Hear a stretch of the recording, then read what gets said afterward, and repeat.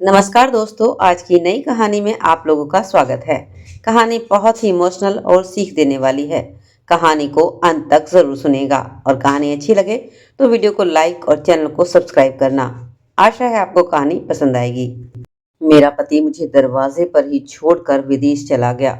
जब वह मुझे अकेला छोड़कर चला गया, उनके जाने के बाद मेरी सास कमला ने मुझे गुस्से में खींचकर कमरे में ले गई और कहने लगी, क्या ऐसे फूट फूट कर पूरे घर में मनुष्यत फैला रही हो?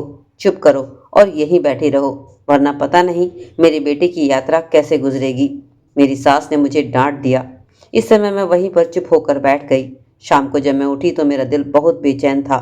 मेरी सास मुझे घूर घूर कर देख रही थी, जैसे मुझे किसी खास काम के लिए देख रही हो। फिर मुझे अपने पास बुलाकर बोली, यह गुलाबी दुपट्टा क्यों ओढ़ रही हो? यह सुहागन की निशानी है और तेरा पति तो विदेश चला गया है। अब तो यह दुपट्टा उतारो और काले रंग की चादर ओढ़ ले, क्योंकि अच्छा नहीं लगता। तेरा पति विदेश जो चला गया है, तू किसके लिए ऐसे सज सवर के बैठी है? सास की बात सुनकर तो मैं हैरान हो गई, क्योंकि मेरा पति काम से विदेश गया था, लेकिन मेरी एक न चली और मुझे उनकी जिद माननी पड़ी। इसलिए मैं अपने कमरे में गई और मैं अपनी अलमारी से काले रंग की शॉल निकालकर पहन ली। वैसे तो मुझे ये रंग पसंद नहीं था, सिर्फ रवि की जिद पर कभी कभी पहन लेती थी, मगर आज मेरी सास के कहने पर मुझे ये रंग हमेशा के लिए पहनना पड़ा था। वह पहनकर मैं बहुत उदास भी हो गई थी और अपने कमरे में ही लेट गई। जब मेरी सास ने मुझे आवाज़ लगाई, मैं तो अपने गम में भूल ही गई कि घर का सारा काम मुझे ही करना है। अगले दिन की रात तक मैं बहुत थक चुकी थी। अब मेरा दिल यहाँ नहीं लग रहा था और फिर मैंने निर्णय लिया कि मैं यहाँ नहीं रहूँगी। अब मेरा पति ही यहाँ नहीं है तो मेरे ससुराल में मेरा क्या काम। खैर, मैं रात भर इस बातों में सोचती रही और जब सुबह उठी तो मैंने अपना सर पकड़ लिया।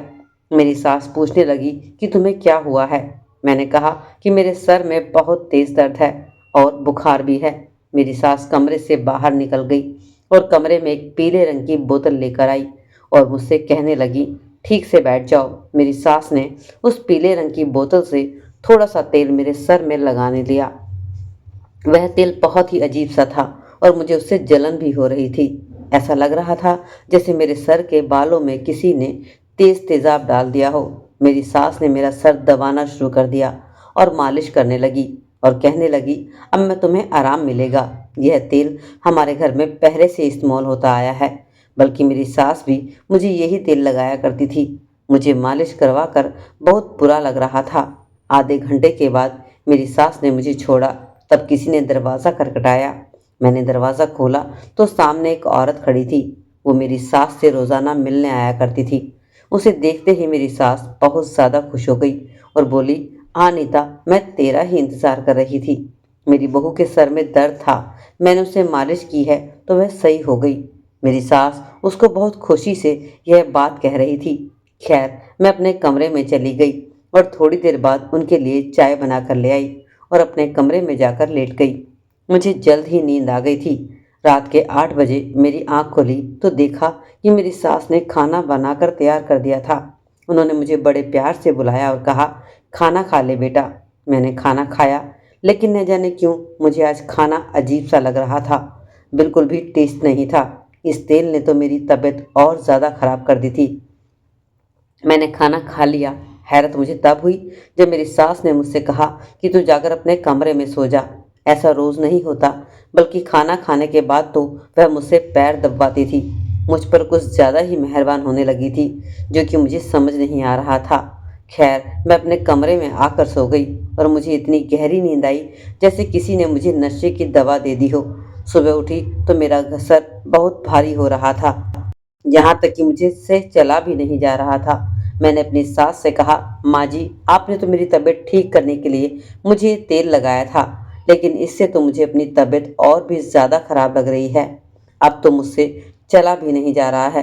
तो मेरी सास ने हंसकर कहा, अरे बेटा, 10 दिन बाद ही तो यह तेल असर करेगा। अभी तो तेरी तबीयत खराब है और इस तेल से शुरू शुरू में ऐसा ही होता है। सास की बात सुनकर मैं कुछ सुकून से हुई थी, लेकिन मुझे कुछ अजीब सा लग रहा था। अगली रात भी जब मेरी तबीयत ऐसे ही खराब रही तो मैंने सोचा, इस तेल की मालिश से छुटकारा पाने के लिए एक ही तरीका है। मैंने ऐसा ही किया। दोपहर में जब वह पड़ोसन के घर गई थी तो मैंने कमरे में जाकर वह तेल की बोतल उठा लाई और अलमारी के पीछे छुपा दी। सोचा अगर मेरी सास ज़्यादा बिगड़ जाएगी तो उन्हें बता दूंगी, क्योंकि अब मुझे रोज़ रोज़ की तकलीफ़ें बर्दाश्त नहीं हो रही थी। इसलिए मैंने तेल छुपाना ही बेहतर समझा। जब वह घर में वापस आई तो उन्होंने वह तेल की बोतल ढूंढना शुरू कर दिया। तेरे सर की मालिश करनी है, तेल की बोतल पता नहीं कहाँ है। उसके बाद तो मेरी सास बेचैन सी हो गई। ना जाने क्यों मुझे कुछ अजीब सा लग रहा था। मेरे सर दर्द की मेरी सासू माँ को इतनी चिंता क्यों थी, जो मेरे सर की रोज़ाना तेल लगाकर मालिश करना चाहती थी, क्योंकि मेरी सास का बर्ताव तो मेरे साथ बहुत ज़्यादा अच्छा नहीं था। मैं सोच भी नहीं सकती थी कि वह मेरी इतनी फिक्र क्यों करेगी। पहले तो मैंने सोचा था कि अलमारी के पीछे से वह तेल की बोतल उन्हें दे दूंगी, लेकिन अब जब मैं उनको इस तेल के लिए इतना परेशान देखा तो मैंने अपना इरादा बदल लिया था, क्योंकि मुझे उन पर अब शक हो रहा था। और वह तेल लगने के बाद मुझे सारी रात नींद भी नहीं आती थी। सुबह उठती तो मेरी तबीयत और भी ज़्यादा खराब होती, और ऐसे इलाज की मुझे कोई ज़रूरत भी नहीं थी। उस रात जब मैं कमरे में सोने के लिए आई तो सास ने मेरे कमरे का दरवाज़ा बाहर से बंद कर दिया। मुझे ऐसे लगा कि उन्होंने बाहर से ताला लगा दिया हो। मुझे बहुत हैरत हुई। आज मुझे नींद भी नहीं आ रही थी। थोड़ी देर हुई थी कि मुझे बाहर से कुछ लोगों की आवाज़ें आने लगी, और यह लोग छुप छुप कर धीरे धीरे बातें कर रहे थे। मैंने अपने कमरे का पंखा बंद किया और उन आवाज़ों को दरवाजे के पास जाकर गौर से सुनने की कोशिश की। कुछ घसीटने की आवाज़ें आ रही थी। मेरी सास उनसे पता नहीं क्या कह रही थी। अब तो मेरी सास पर मेरा शक और भी ज़्यादा पक्का हो गया था। सुबह जब मैं उठी तो बहुत फ्रेश फील कर रही थी। मेरी तबीयत थोड़ी सी खराब अब नहीं थी। अब मैं कमरे से बाहर आई तो मेरी सास ने मुझे देखा और कहने लगी कि रात को नींद ठीक से आई थी ना। मैंने उनसे कहा जी माँ जी, मैं तो सो गई थी। वह कहने लगी कि मैं जानती हूँ कि तेरी तबीयत अभी खराब है, मैंने भी तेल मंगवाया है, रात को फिर से मैं तुम्हारे सर की मालिश कर दूंगी। पता नहीं मेरी सास अब वह तेल फिर से कहाँ से लेकर आई थी, लेकिन जब मैंने भी अपने दिल में ठान लिया था कि कुछ भी हो जाए हमें अपनी सास से इस तेल की मालिश नहीं करवाऊंगी, मेरे दिमाग में एक आइडिया आया और मैंने वह किया। मैंने वैसे ही शीशी ली और उसमें सरसों का तेल डाल दिया और उसमें रंग मिला दिया, और जो तेल मेरी सास लेकर आई थी वह मैंने नाली में फेंक दिया।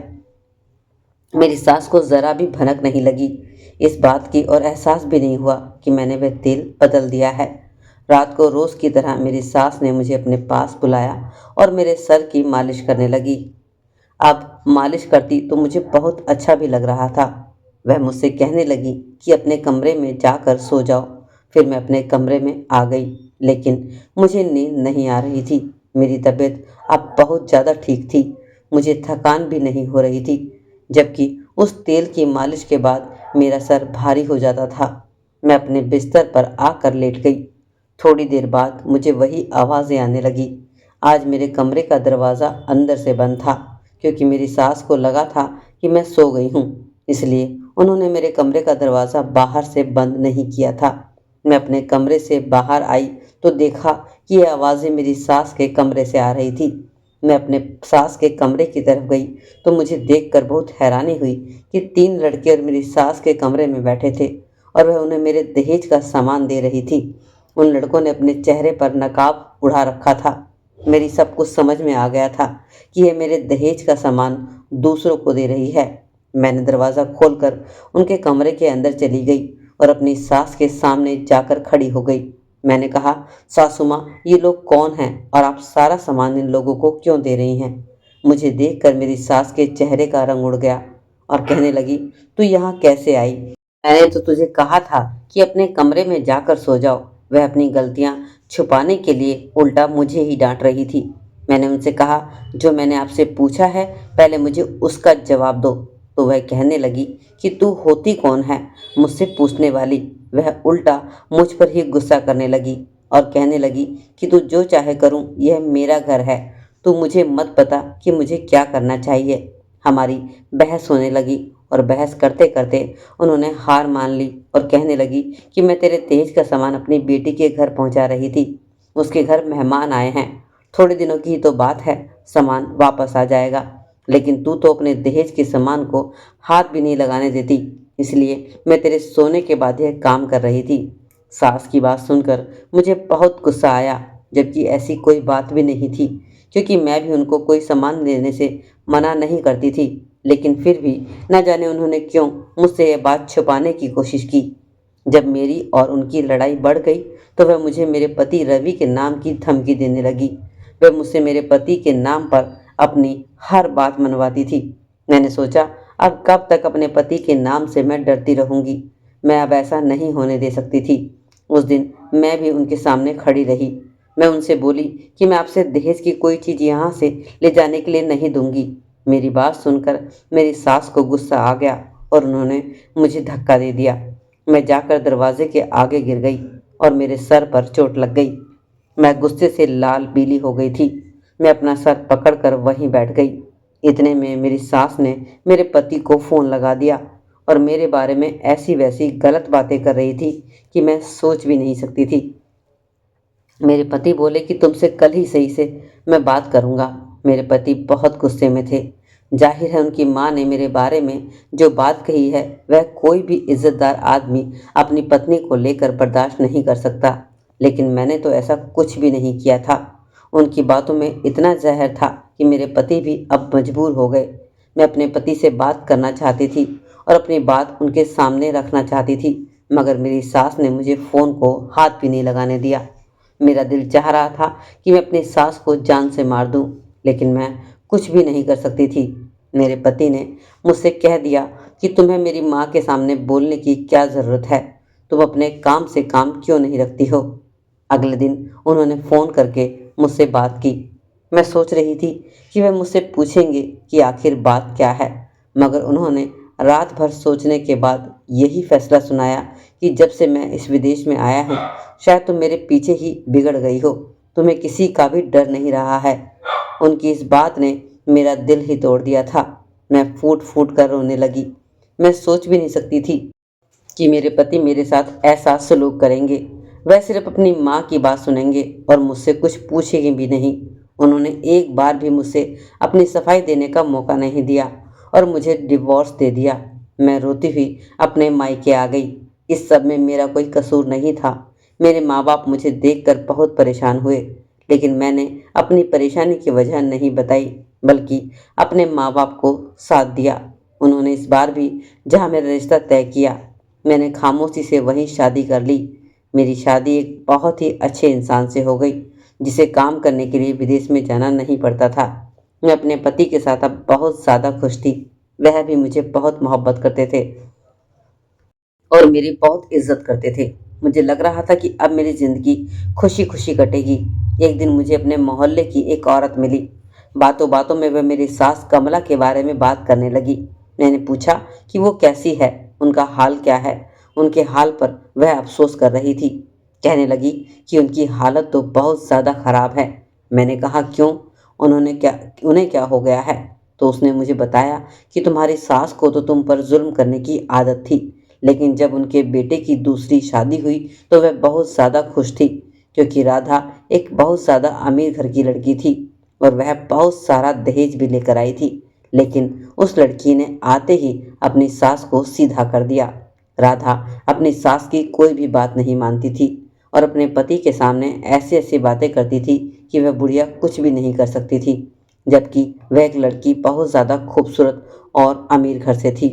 इसलिए उसका रौब उसकी सास पर बहुत ज़्यादा था। उसने अपनी दूसरी बहू के साथ भी वही करने की कोशिश की, लेकिन एक रात अंधेरे में ही उनको हाथ पकड़ लिया, क्योंकि तुम्हारी सास को तो चोरी करने की आदत थी। पता नहीं उसे ये आदत कहाँ से लग गई। हालांकि भगवान का दिया हुआ घर में सब कुछ पड़ा है, लेकिन शायद उनको चोरी करने का शौक लगा था। अपनी बेटी को अपनी बहू की चीज़ें चुरा कर देती थी। अपने बड़े बेटे की बीवी के साथ भी उसने यही किया। अब तो उनकी इतनी बुरी हालत है कि उनकी बहू राधा का दिल करे तो वह खाना उन्हें नहीं देती, वरना वह उन्हें खाना भी नहीं देती। उन्हें भी सज़ा मिल चुकी है। उसने तुम्हारे साथ बहुत बुरा किया। उसने अपनी पहली बहू के साथ भी यही किया था। मैं अपनी सास के बारे में जानकर खुश तो नहीं हुई थी, क्योंकि किसी को भी तकलीफ में देखकर खुश होना अच्छी बात नहीं होती। लेकिन उन्होंने जैसा मेरे साथ किया वह भुगत रही थी। तो सच तो यह है कि इंसान को अपने किए की सज़ा इसी दुनिया में मिलती है। इंसान को सोच समझकर अपने कर्म करने चाहिए और एक दूसरे की इज्जत करनी चाहिए। हर रिश्ता इज्जत मांगता है। तो दोस्तों, आपको कहानी कैसी लगी आप ज़रूर अपनी राय कमेंट सेक्शन में बताइए और अच्छी लगी है तो लाइक कर दीजिए और चैनल को सब्सक्राइब भी कर लीजिए।